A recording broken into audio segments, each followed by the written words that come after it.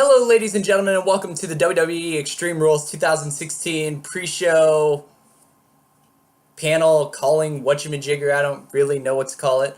I'm your host, Mia, alongside my co-host, Franklin. How are you, Franklin? I'm doing pretty good. Excited for this pay-per-view. Lots of potential happenings left. Oh, definitely. Definitely. And I think it's really interesting because every match is supposed to have an extreme stipulation, which it doesn't. We'll get to that. And so let's just dive right into the action with the pre-show match, Dolph Ziggler versus Baron Corbin. What do you think about that match, Franklin? I'm pretty sure it's just an easy victory for Corbin. I mean, the Ziggler thing kind of surprised me. This has been a pre-show feud, hasn't really gotten much highlight. I don't know why. I'm sure the WWE is very high on Corbin. They need to find something better than Ziggler for him. Ziggler's stuck in a rut. Ziggler's not going to progress anywhere at this point. And I totally agree with that. I think that Baron Corbin easily wins this match, but what I also think is that the fact that Corbin has a match and WWE's other project, Apollo Crews, doesn't, is very indicative of how the WWE feels about Corbin in comparison to Apollo Crews.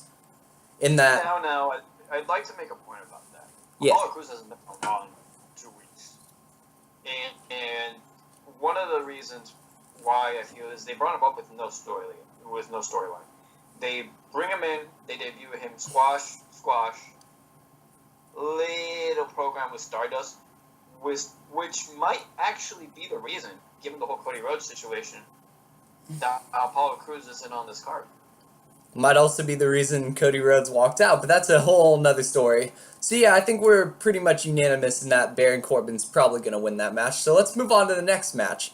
The United States Championship will be on the line when Kalisto, the champion, meets Rusev, the challenger.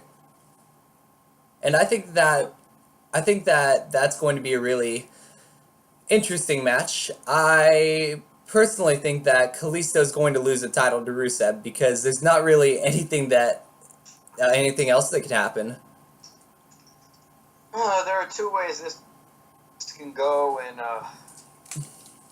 neither of them are that great for me. Either Kalisto wins in another little guy dominates big guy match, which I guess would be good for Kalisto's push. Rusev has definitely been a lot more entertaining in this feud. I really like Rusev, but if he wins that title, they're setting him up for another Cena.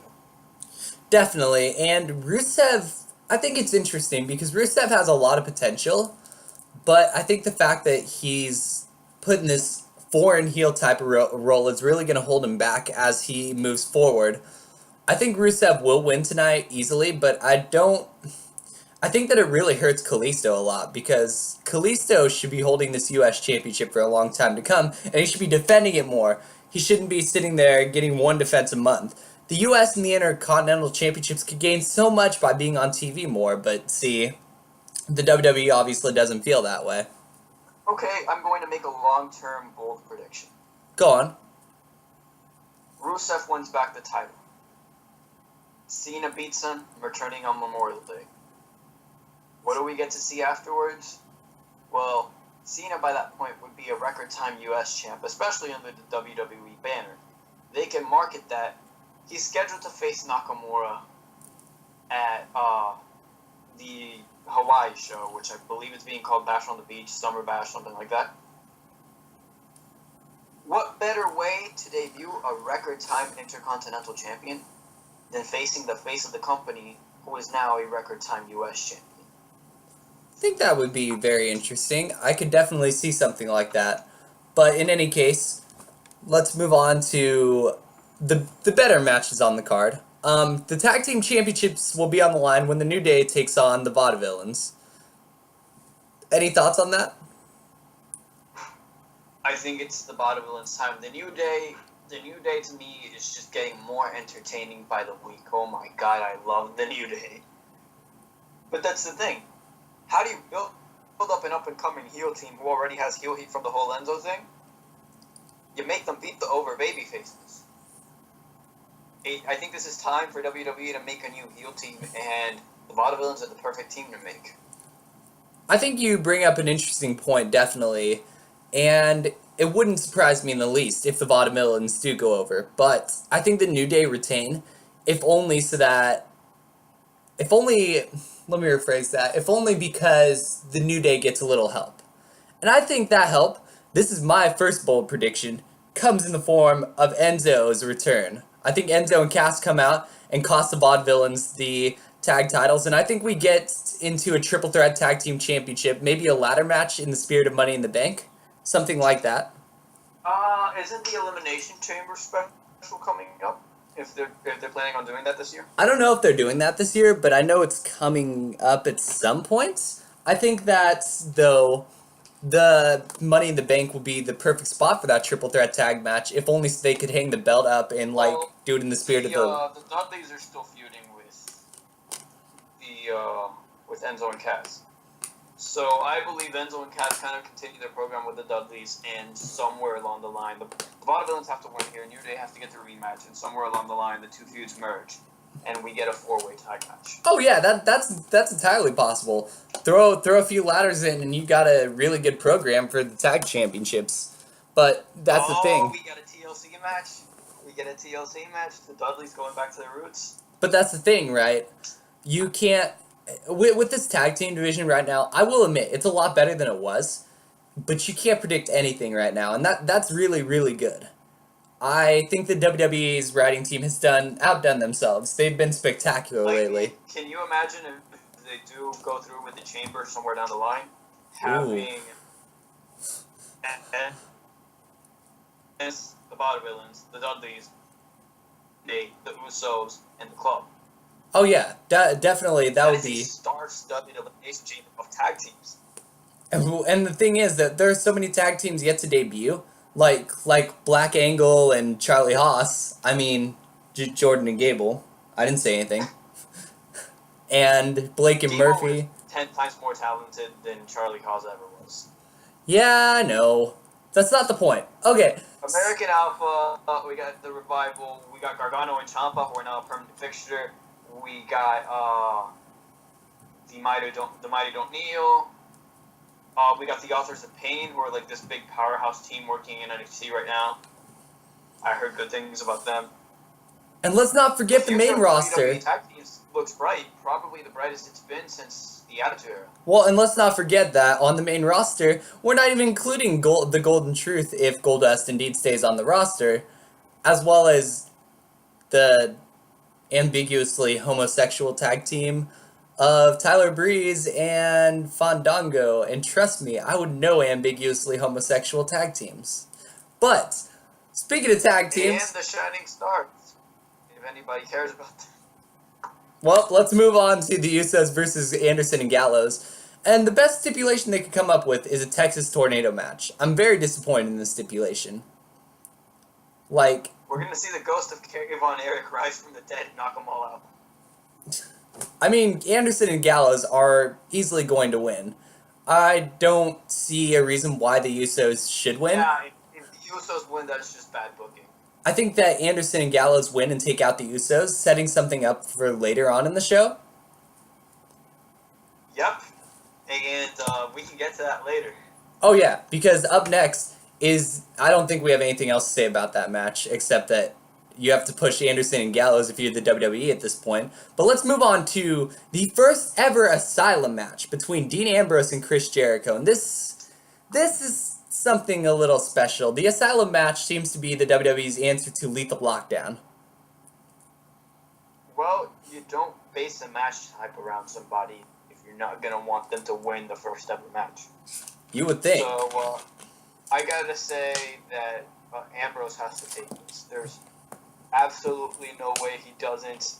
If he loses to Jericho at this point in Jericho's career, then they're just booking Ambrose bad. And I think WWE has just enough stock invested in Ambrose where they're going to allow him to pick up the win, especially since they already allowed him to pick up the win at Payback.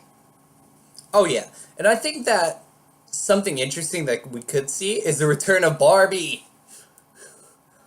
I think that Ambrose could use that barbed wire bat, and I'm really hoping he does, because this has to be something special, or else Ambrose just He's dead in the water as it is. We need something really, really big to happen. I really enjoyed him throughout this whole feud, him and Jericho. Oh yeah, they've done a phenomenal job. Just phenomenal. And I think a lot of that we can credit to Jericho and Ambrose themselves, but we also have to, again, credit the writers. The writers have been picking up on their slack lately. Yeah, I mean, they had a mostly segment-based Raw last week, and I thoroughly enjoyed it. I've enjoyed Raw thoroughly since after WrestleMania. And I think a lot of people would agree. I believe the letdown of WrestleMania kind of just made the writers push themselves a little bit further. Oh, definitely. But now it's time to move on to my personal favorite match on the card. The Intercontinental Championship Fatal 4-Way between The Miz, Owens, Cesaro, and Zayn. And I have a theory behind this. And this is something my girlfriend and I actually came up with together. We both think that The Miz is taking the fall. We think that Zayn is going to beat The Miz, which fuels the Owens-Zayn rivalry further. However, I think this is the only match on the card where I can say, oh hey, I don't actually know who's gonna win. I have no actual clue what's gonna happen in this match. I think Kevin Owens has the least chance of winning. Oh, definitely. Owens has to move on to the Money in the Bank match next month. He has to win the Money in the Bank. Zayn, I could definitely see winning, especially since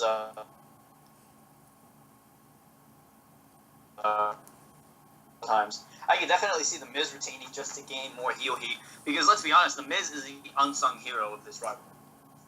Definitely. The Miz has been great as a heel. You know what?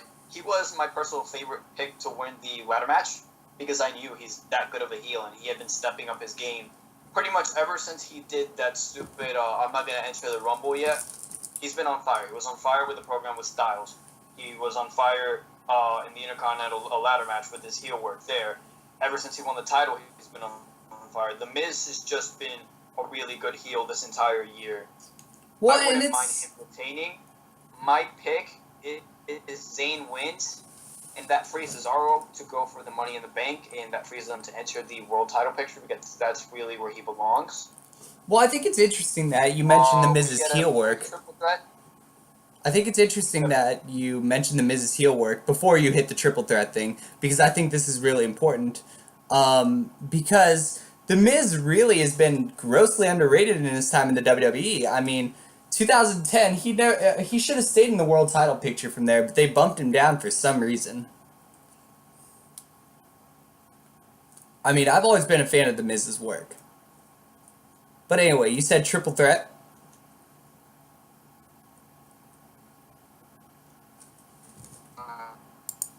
I'd say we'd get a brief triple threat during the Money in the Bank period, and then Zayn and Owens battle it out for the. I think SummerSlam sees the conclusion of Zayn and Owens. I can see that. Well, up next, of course, is the Women's Championship, and it's a submission match between Charlotte and Natalya, which I think is very interesting, because this might be the best built up match so far. No. I haven't enjoyed the build up to Charlotte and Natalya at all. Really? Yeah, I really don't care for Charlotte and Natalya. Okay, well that's an interesting conclusion or an interesting contrasting view, because I think that it's interesting they brought Bret Hart and Ric Flair in, and it is the same thing they did down in NXT. So I will admit it's not exactly the most creative thing, but the fact they're banning Ric Flair out of the building makes it really, really interesting. That being said, I think that Charlotte will beat Natalya. I don't think there's a chance in hell that Natalya wins, and I think that it's partially a mistake for them to be passing up younger women like Sasha Banks and Becky Lynch, who should definitely be going after this title right now.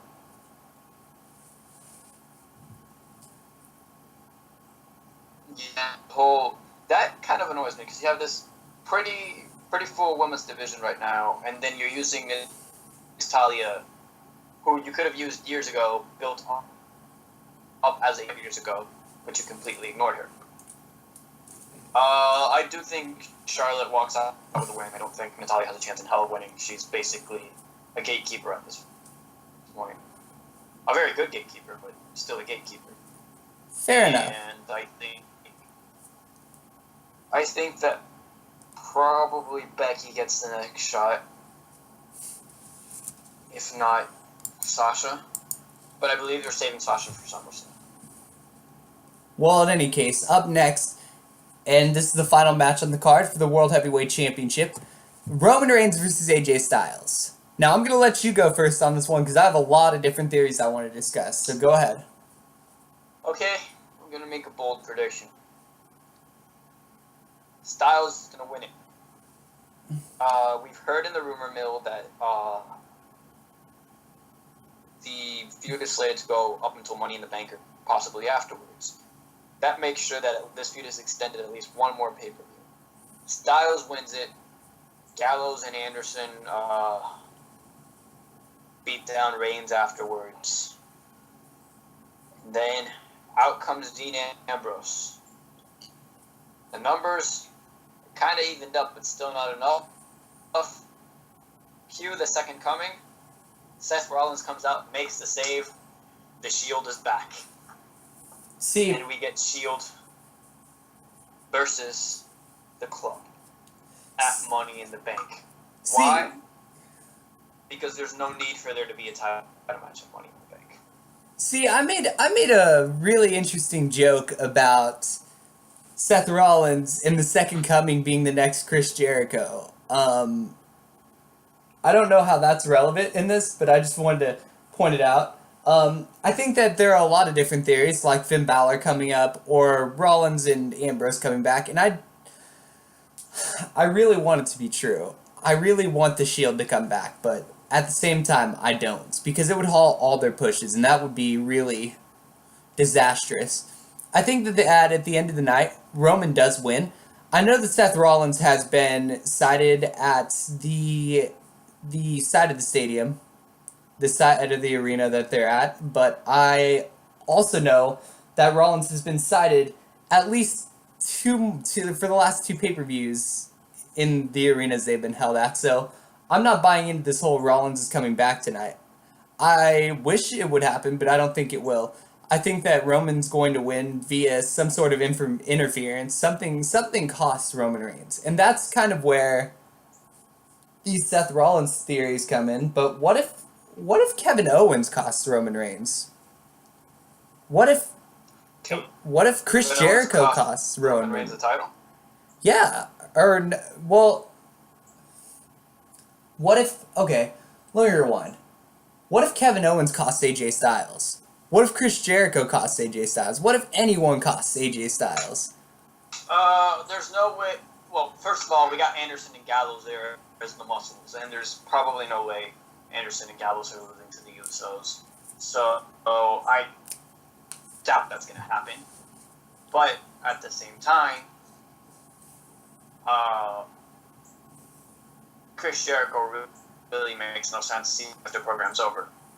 It would have to be Kevin Owens, if anything. But Kevin Owens is busy with Zayn. And that's a long-term program there, so that makes no sense. There's just a lot of ways that the WWE if they're can going go. to extend this program, we don't need to see Roman beat AJ 3 times. We don't need to see Roman win Raw. There's just a lot of Roman's interesting. victory in his Superman booking at Payback really, really soured me, because after that 4th or 5th kick out, there was kind of no point. You might as well just called it a little bit earlier. There's just a lot of interesting places we can go. I think AJ has to win here. I think it's one of those situations where they've both themselves into a corner in a sense. Well, maybe AJ will win, and it's entirely possible. But for us, this is the end of the program. We ran about 19 minutes. That's not bad. Thank you all for watching. If you like it, subscribe. If you like the video, you know the drill. And we should be back again probably for next month's pay-per-view if Franklin's willing. Yeah, I'm done. Heck, maybe I'll book some TW on here. You never know. But for Franklin, I'm Mia, and so long, guys.